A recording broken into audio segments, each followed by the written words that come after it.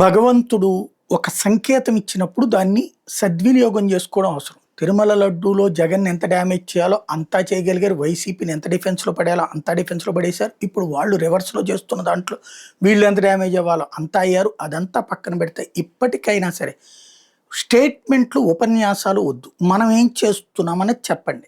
చట్టబద్ధంగా చర్యలు చట్టబద్ధంగా తీసుకోండి. ఇవాల్టికి కూడా 300, 400 లోపే కదా మనం నెయ్యి కొంటోంది. ఎలా అమ్ముతున్నారు? ఇక్కడ మనమే చెప్తున్నాం. నువ్వుల నూనె రూ. 450 ఉంటే నెయ్యి రూ. 350 వస్తుంది. మరి ఇంతకుముందు చంద్రబాబు గారు 297కి 300కే కొన్నారు అని వీళ్ళు అంటారు. ఇది కాదు కదా కావాల్సిన పాయింట్ ఏంటి? నెయ్యి అనేటటువంటిది స్వచ్ఛమైన నెయ్యి కావాలంటే ఒరిజినల్‌గా ఆవుల్ని పెంచాలి. ఏమి వాదా తిరుమల తిరుపతి దేవస్థానానికి? దేశవ్యాప్తంగా గోవుల్ని పెట్టుకుని చెయ్యొచ్చు కదా! ఎందుకు చెయ్యట్లేదు? ఇప్పటికి కూడా ఎందుకు ఆలోచించట్లేదు? ఈ పాప ప్రక్షాళన జరగాలంటే ఖచ్చితంగా అది జరగాలి. అది ప్రభుత్వం పాపం అని చెప్పట్లేదు.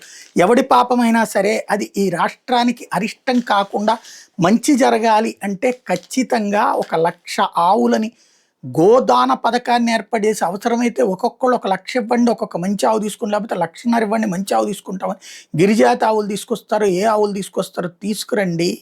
ఆ ఆవుకి పోషణ అదంతా కావాలంటే ఏడాదికి ఇంత అని చెప్పి ఇవ్వమంటే కూడా జనం ఇస్తారు. ఆ డబ్బులతో ఆ ఆవుల్ని పెంచడానికి ఆవుల్ని పెంచే వాళ్ళని ఏర్పాటు చేయండి. తద్వారా అనేక మందికి ఉపాధి వస్తుంది. అలా దాంతో పాటుగా అవసరమైతే ఆ చిత్తూరు చుట్టుపక్కల ఉన్నటువంటి జిల్లాల్లో రైతులకి ఆవులను ఇవ్వండి. తద్వారా ఆ ఆవుల పెంపకం రైతులు చూసుకుంటారు. వాళ్ళు ఆ ఆవుల పాలు తీస్తే ఆ పాలనన్నిటినీ కూడా ఒక డైరీ తిరుమల తిరుపతి దేవస్థానం తరపున ఏర్పాటు చేసుకుని ఇంకెవ్వరికీ అమ్మడానికి వీల్లేదు. ఆ ఆవుల పాలు, ఆ ఆవులు భగవంతుడు మీకు ఇచ్చిన అదృష్టం. ఆ ఆవుల నుండి తీసే పాలు శ్రీ వెంకటేశ్వరకి ఇస్తున్నారు కాబట్టి ఆ చిక్కదనం అది ఎక్కడా చెడగొట్టకండి అని చెప్పి ఆ పాలని శుభ్రంగా ఒక డైరీ ఏర్పాటు చేసి ఆ డైరీలో ఈ పాలని కాగబెట్టి అందులో నుంచి వచ్చిన మీగడ, వాటిని తోడేసి అందులో నుంచి వచ్చిన మీగడ, వీటిని చిలికి అందులో నుంచి లేదా పాలుగా ఉన్నప్పుడు అందులో నుంచి తీసేటటువంటి వెన్న శాతం ఈ మూడిటితో కలిపి వెన్నని నెయ్యిగా మార్చి ఆ నెయ్యితో స్వామివారి కైంకర్యాలు చేస్తే బాగుంటుంది.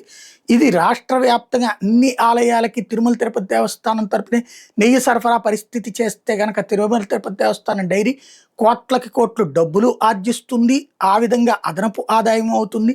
ఈ రోజున ఇలాంటి పాపాలు మరొకసారి జరగకుండానూ ఉంటాయి.